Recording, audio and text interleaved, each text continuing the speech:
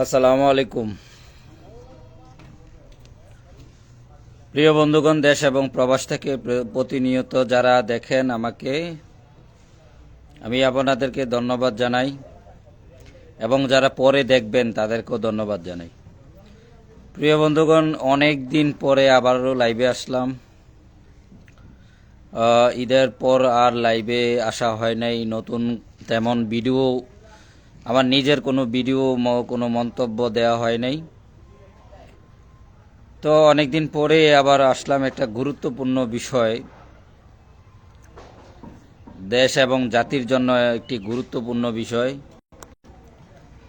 তো সেই জন্য আসলাম। তো আজকে যে আমার লাইভের একটি হেডলাইন নির্ধারণ করেছি যে আইনি প্রক্রিয়ায় আওয়ামী লীগের রাজনীতি নিষিদ্ধের কুফল এবং সুফল। এবং আমি আমার আজকের লাইভে সমকালের একটি অনলাইন নিউজের একটি কাটিং আমি অ্যাড করেছি। আপনারা দেখেছেন যে সমকাল নিউজটা এমন করেছে যে আওয়ামী লীগের কার্যক্রম নিষিদ্ধের অধ্যাদেশ আইন হচ্ছে। তো আপনারা জানেন আওয়ামী লীগের 5 আগস্টের পর যেই দখলদার ইউনূস অধ্যাদেশ জারির মধ্য দিয়ে আওয়ামী লীগ ছাত্রলীগের যে কার্যক্রম নিষিদ্ধ করে রেখেছিল, তো তার বিষয়টা ধরেই কিন্তু অনেক কথাবার্তা হয়েছে বিগত দিনে। তো নতুন আমরা মানি আর না মানি একটি নির্বাচনের মধ্য দিয়ে, বাটোয়ারার নির্বাচনের মধ্য দিয়ে একটি গভর্নমেন্ট দেশে এসেছে। সেই গভর্নমেন্টের কাছে, সরকারের কাছে দেশ এবং জাতির অনেক প্রত্যাশা রয়েছে মানুষ মনে করে। যদিও তেমন প্রত্যাশা আমাদের থাকার কোনো কারণ নেই। তো আমাদের অনেক নেতৃবৃন্দরা অনেক প্রত্যাশা রেখেছিলেন, তাদের উপর অনেক ভরসা রেখেছিলেন। সেই কারণে নির্বাচনে একটি ভিন্ন ধরনের একটি তৎপরতা দেখেছি। আমার অনেক, সারা বাংলাদেশের অনেক নেতৃবৃন্দর মাঝে আমরা অনেক তৎপরতা দেখেছি যে নির্বাচনকে নিয়ে। যদিও আমরা নো ভোটের ক্যাম্পেইন করেছি। নেত্রী যখন নির্দেশ দিয়েছে যে আওয়ামী লীগ ছাড়া, শেখ হাসিনা ছাড়া, নৌকা ছাড়া কোনো ভোট নয়, তো তারপরেও কিন্তু মন্দের ভালোর জন্য মানুষ প্রত্যাশা নিয়ে প্রতিনিয়ত বাঁচে, নতুন করে বাঁচতে চায়, নতুন করে প্রত্যাশা রাখে। তো অনেকেই স্ট্যাটাস দিয়েছে, অনেকেই আপনার মন্দের ভালো যুক্তি এনে সামনে হাজির করে কিন্তু তারা ভোটে কিন্তু তারা পরোক্ষভাবে, প্রত্যক্ষভাবে না হলেও পরোক্ষভাবে তারা কিন্তু সম্মতি জানিয়েছিল। তো যাই হোক, সেই বিষয়গুলো নিয়ে আসলে আজকে কথা বলবো না। কথা বলবো হচ্ছে আমি যে আজকে হেডলাইনটি নির্ধারণ করেছি সেই হেডলাইনকে নিয়ে কিন্তু কথা বলবো। তো আমার মূল আলোচনায় যাওয়ার আগে আমি কিছু কথা বলতে চাই। সেটা হচ্ছে যে আওয়ামী লীগকে কিন্তু ওই পাকিস্তান আমল থেকেই কিন্তু অনেকবার নিষিদ্ধ করেছে।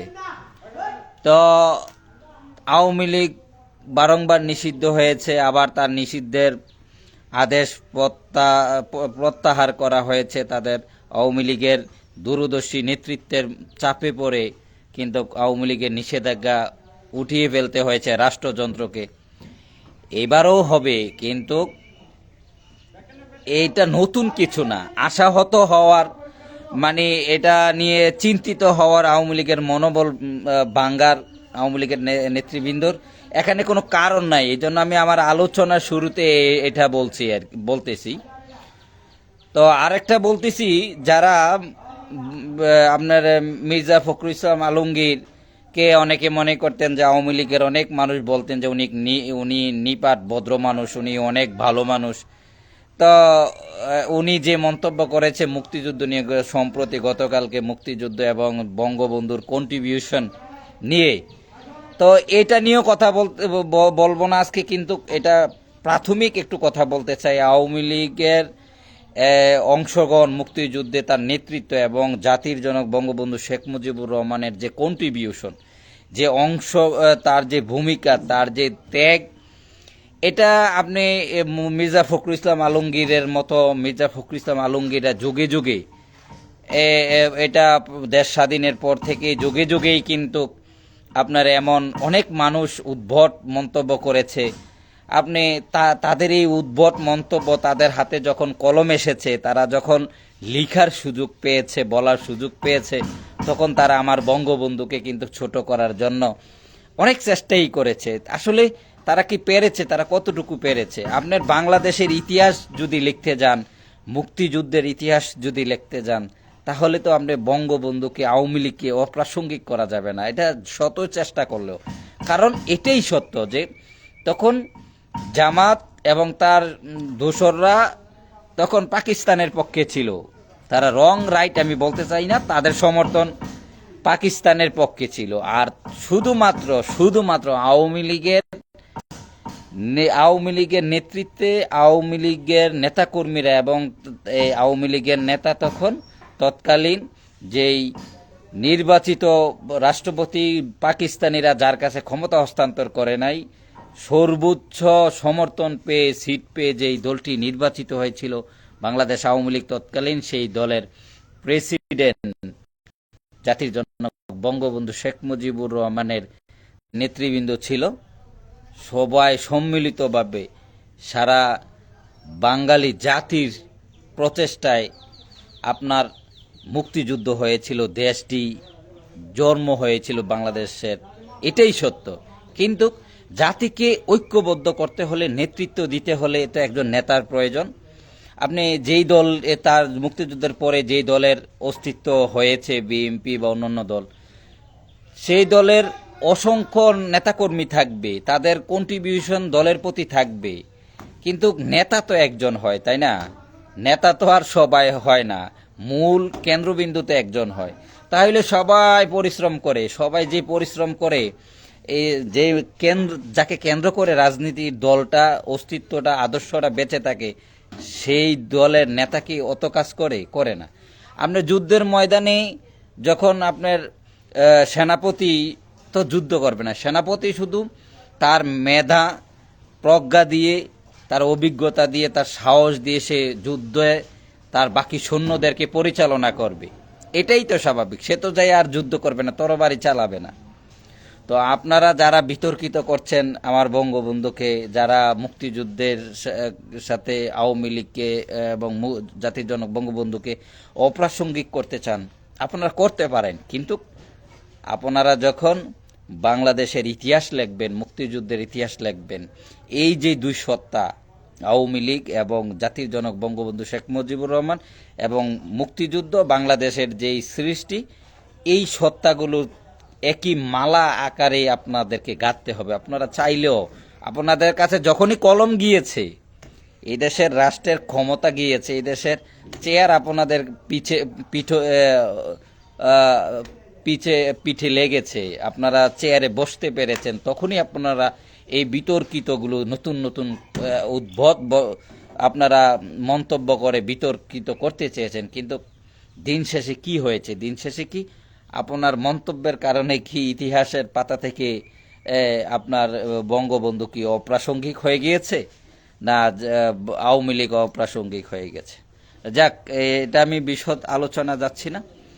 আমি যেই মূল আলোচনায় যাচ্ছি, যে মূল আলোচনা নিষিদ্ধ থাকে কোনো মতাদর্শকে, কোনো আদর্শকে, কোনো মতাদর্শকে, আপনার কোনো বিশ্বাসকে, কোনো চেতনাকে নির্বাহী অথবা অধ্যাদেশ, আদালতের আইন, কোনো কিছু দিয়ে কিন্তু আপনি এটাকে সীমাবদ্ধ করে রাখতে পারবেন না, চাপিয়ে রাখতে পারবেন না। এটা পারা যায় না। এটা তো ইতিহাস এটাই কিন্তু বলে, তাই না? এখন একটা আদর্শ, একটা চেতনা, একটা বিশ্বাসকে যদি আপনি আইন করে অধ্যাদেশের মাধ্যমে হোক, আপনি নির্বাহী ক্ষমতার বলে হোক, আপনি আদালতের আইনের মাধ্যমে হোক, এটাকে যখন নিষিদ্ধ করে রাখবেন, তখন তাদেরকে যখন আপনি ওপেন রাজনীতি করতে দিবেন না, কার্যক্রম করতে দিবেন না, তখন তারা কি করবে? তখন তারা কিন্তু গোপন পরিকল্পিতভাবে আত্মগোপনে চলে যাবে, গোপনীয় রাস্তা বাইর করবে। তো আপনি যদি আওয়ামী লীগকে, ছাত্রলীগকে আপনি যদি ওপেন রাজনীতি করতে না দেন, তাদের কার্যক্রম যদি আপনি আইনের মাধ্যমে, আদালতের মাধ্যমে, বন্দুকের নল দ্বারা আপনি দমন করে রাখতে চান, তাহলে আমাদেরকে কি করতে হবে? আমাদেরকে আত্মগোপনে যেতে হবে। রাজনীতিতে গুপ্ত রাস্তা কিন্তু আমাদেরকে বেছে নিতে হবে। তো আমরা যদি গুপ্ত রাজনীতি রাস্তা, গুপ্ত পথ আমরা বেছে নেই, তাহলে এই জাতির জন্য, এই দেশের জন্য কতটুকু ভালো হবে সেটা কিন্তু আপনাদেরকে ভাবতে হবে, যারা এখন রাষ্ট্র পরিচালনার দায়িত্বে আছেন। তো আমি এবার আমার মূল আলোচনায় যাই। এই ইউনূস যখন রাষ্ট্র ক্ষমতায় দখল করে, তখন অধ্যাদেশের মাধ্যমে আওয়ামী লীগ এবং ছাত্রলীগের কার্যক্রম নিষিদ্ধ করে। কোনো আইন করে নাই, কিন্তু নিষিদ্ধ করেছিল।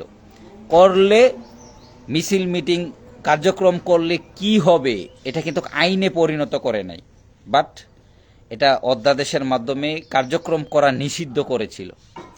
এখন যারা মন্দের ভালো মনে করে বা জাতি পরিবর্তনের আশা করেছিল, তারা যারা মনে করেছিলেন যে নতুন করে সরকার যদি হয়, নির্বাচিত কোনো সরকার আসে, তাহলে হয়তো একটি অল ইনক্লুসিভ রাজনীতির পরিবেশ হয়তো বাংলাদেশের মধ্যে বিরাজমান হবে। এখন সমকাল যেটা নিউজ করেছে যে বর্তমান যেই নির্বাচিত গভর্নমেন্ট, সেই নির্বাচিত গভর্নমেন্ট ইউনূসের অনেকগুলো অধ্যাদেশ বাতিল করতেছে, অনেকগুলো অধ্যাদেশকে আইনে পরিণত করার জন্য প্রস্তাব আকারে তারা আপনার সংবিধানে এগুলাকে সংযুক্ত করার জন্য এগুলাকে আপনার আমাদের পার্লামেন্টে এগুলোকে প্রস্তাব আকারে কিন্তু আনতেছে। তো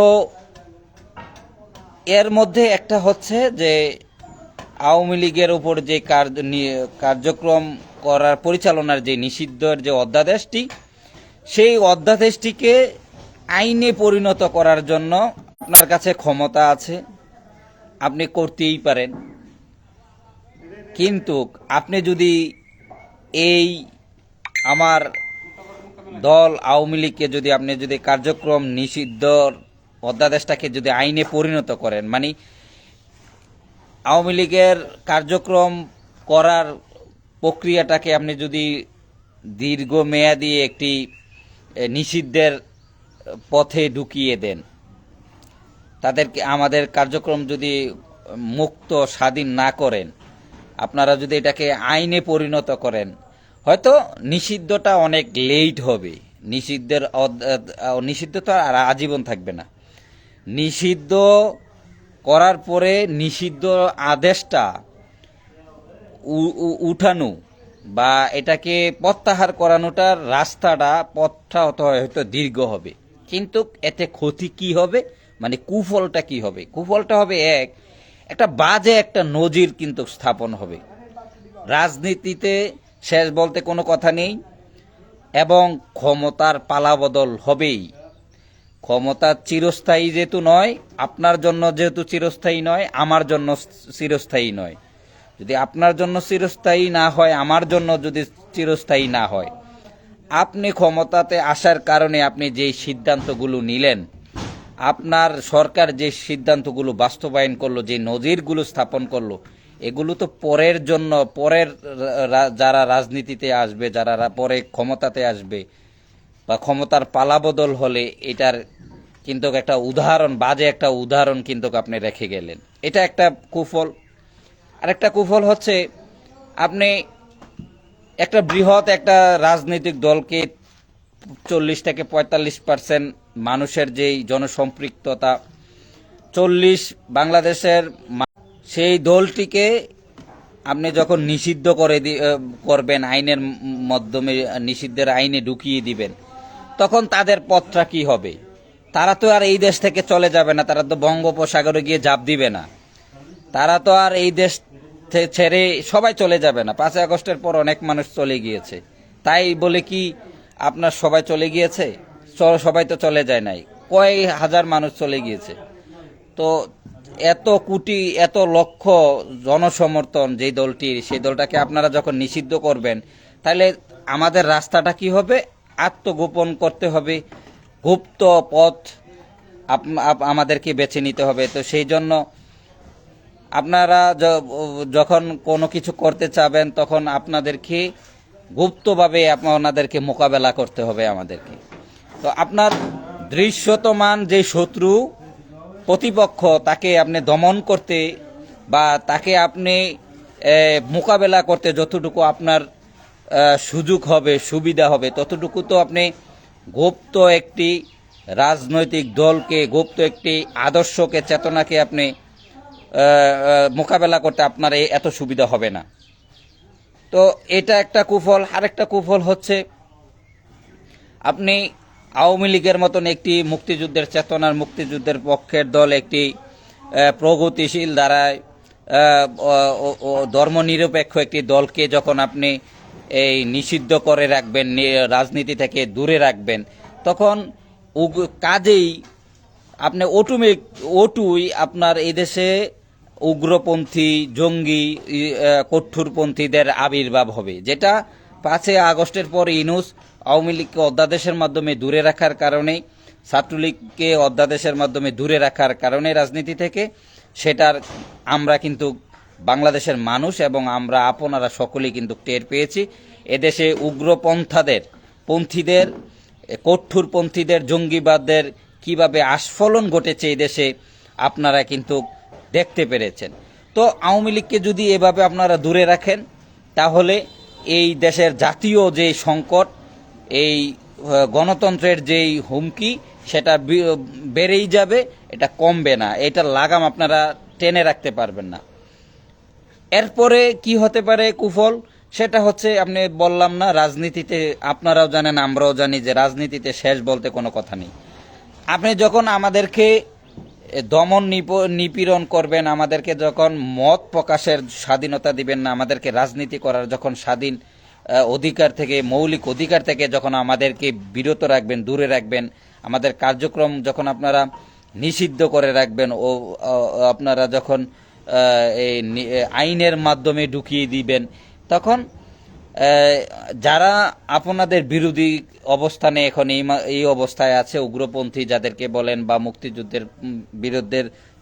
মুক্তিযুদ্ধের চেতনা বিরোধী শক্তি যাদেরকে বলি, তাদের সাথে কিন্তু আওয়ামী লীগের, মনে করেন ওই যে শত্রু আমার বন্ধু, আপনার যখন শত্রু এখন এই আপনার এই যে এনসিপি, আপনার এই জামাত এবং কি আরো যারা আছে, আমার ওন করে না, বিশ্বাস করে না,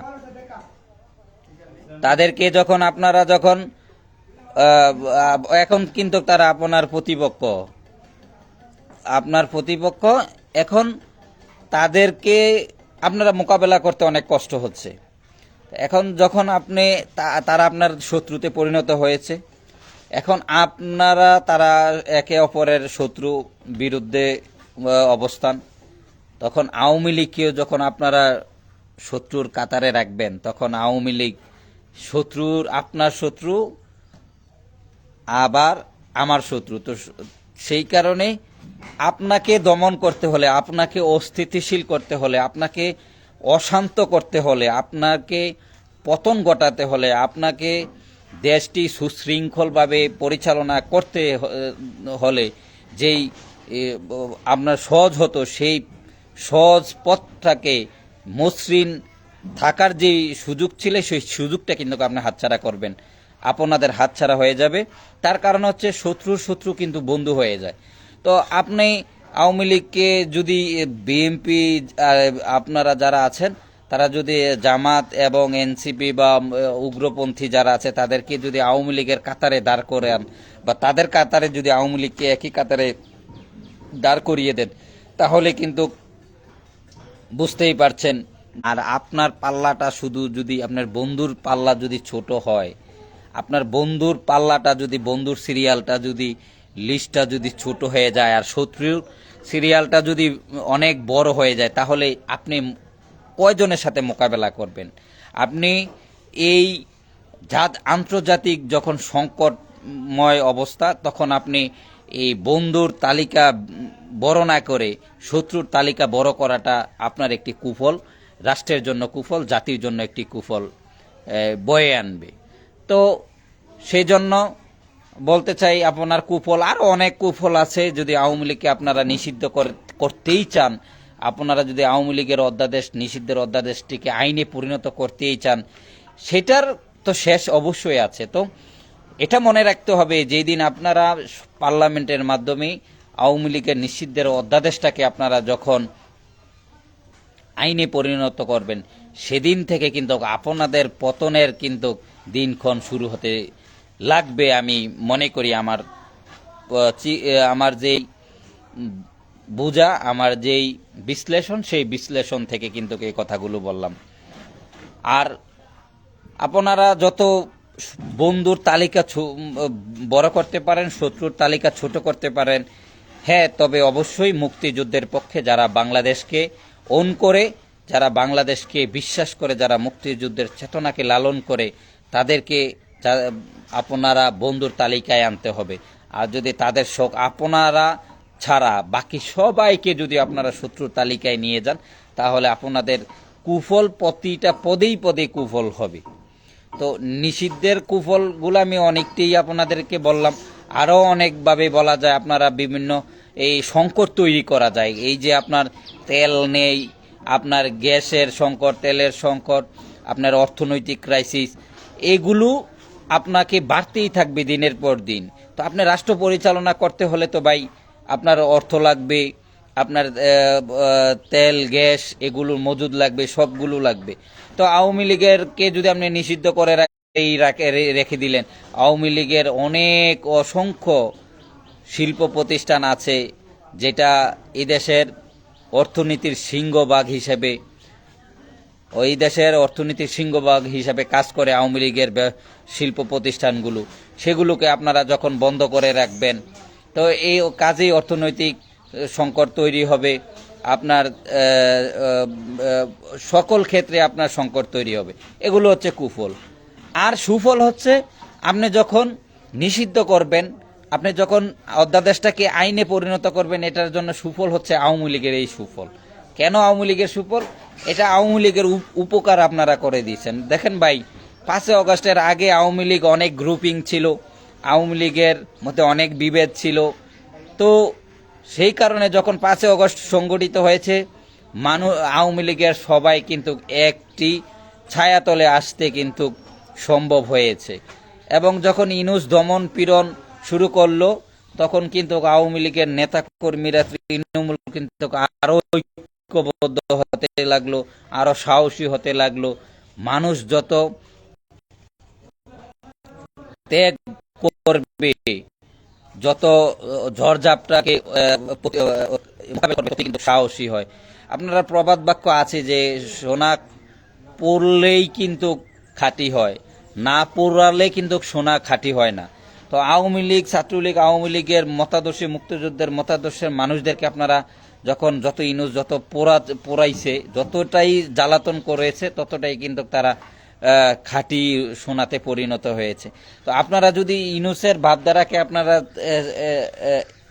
ওইভাবেই রেখে দেন, ইনুসের দেখানো পথেই যদি আপনারা হাঁটেন, তাহলে যেটা হবে যে ইনুস হয়তো একটি অধ্যাদেশের মাধ্যমে নিষিদ্ধ করেছে, এটার মেয়াদকাল ছিল, ইনুস যতদিন ছিল প্রায় 17-18 মাস। আপনারা 5 বছরের জন্য নির্বাচিত হয়েছেন একটি সাজানো পাতানো নির্বাচনের মাধ্যমে। আপনারা 5 বছর থাকবেন, তারপরে ইলেকশন দিবেন। কি ইলেকশন দিবেন না দিবেন এটা পরের কথা, কিন্তু 5 বছরের জন্য তো আপনাকে এই দেশ পরিচালনা করার সিদ্ধান্ত রোড ম্যাপ করতে হবে।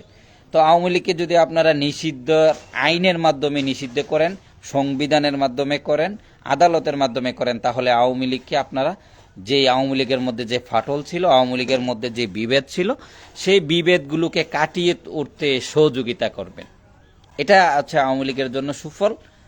আপনাদের জন্য এটা কিন্তু খুব একটা খারাপ একটা মেসেজ হতে পারে। আওয়ামী লীগ সংগঠিত যত দ্রুত হবে তত কিন্তু আওয়ামী লীগ রাজপথে কিন্তু অবস্থান করবে, এটাই স্বাভাবিক। এবং আরেকটা হচ্ছে, আপনি যখন আওয়ামী লীগকে নিষিদ্ধই করবেন, তখন আওয়ামী লীগ আপনার প্রতিপক্ষ যারা বিরুদ্ধে অবস্থানে আছে, এখন আপনি সরকার দল আছেন, আপনার বিরুদ্ধে যে পার্টি, ওই পার্টিকে আওয়ামী লীগের কাজ হবে সকল ধরনের সহযোগিতা দিয়ে আপনাকে সবসময় অস্থিতিশীল করা। তো সেটার কারণে আপনার শত্রুর সাথে আওয়ামী লীগের মিত্রতা হয়তো বেড়ে যাবে, এটা একটা সুফল হতে পারে। সকল বিরোধী দল এক হয়ে যাবে, এদেশের জনগণকে আপনাদের বিরুদ্ধে, আপনার সরকারের বিরুদ্ধে ঐক্যবদ্ধ করতে কিন্তু তখন আওয়ামী লীগের জন্য সুবিধাজনক অবস্থা হতে পারে, সেটা কিন্তু সুফল। তো বরাবর গেইনার কি হবে? গেইনার কিন্তু জামাত, এক অর্থে জামাত হয়ে যাবে। আপনার বিরুদ্ধে যারা আছে তারা গেইনার হবে। মনে করেন মুক্তিযুদ্ধের বিরুদ্ধে শক্তি যাদেরকে আমরা বলি, অথবা উগ্রপন্থী, কঠোরপন্থী তারা কিন্তু লাভবান হবে। দেশটা ক্ষতিগ্রস্ত হবে, জাতি ক্ষতিগ্রস্ত হবে। তো আওয়ামী লীগের ক্ষতি যা হওয়ার হয়েই গিয়েছে 24-এর 5 আগস্ট। আপনারা নতুন করে আর কোনো ক্ষতি করতে পারবেন না, বরঞ্চ আওয়ামী লীগকে ঐক্যবদ্ধ শক্তিশালী করবেন আপনাদের নিষেধের মাধ্যমে। আর আপনারা যদি আমার এই এত সময় আলোচনার যেই সারাংশ, সেটা হচ্ছে, আপনারা যদি জাতির ভালো চান, জাতির উন্নয়ন অগ্রযাত্রাকে আপনারা দৃশ্যমান করতে চান, যদি একটি সুশৃঙ্খল রাজনীতির পরিবেশ দেশের মধ্যে রাখতে চান, দেশটাকে যদি শান্তি শৃঙ্খলার সহিত দেশটাকে পরিচালনা করতে চান, তাহলে অবশ্যই এই দেশের 40-45% অথবা কখনো 50% মানুষের যেই সমর্থিত দল, এই মুক্তিযুদ্ধের পক্ষের দল আওয়ামী লীগকে আপনারা রাজনীতি করার সুযোগ করে দিবেন। রাজনীতির পথে আপনারা কোনো কাটা হয়ে দাঁড়াবেন না।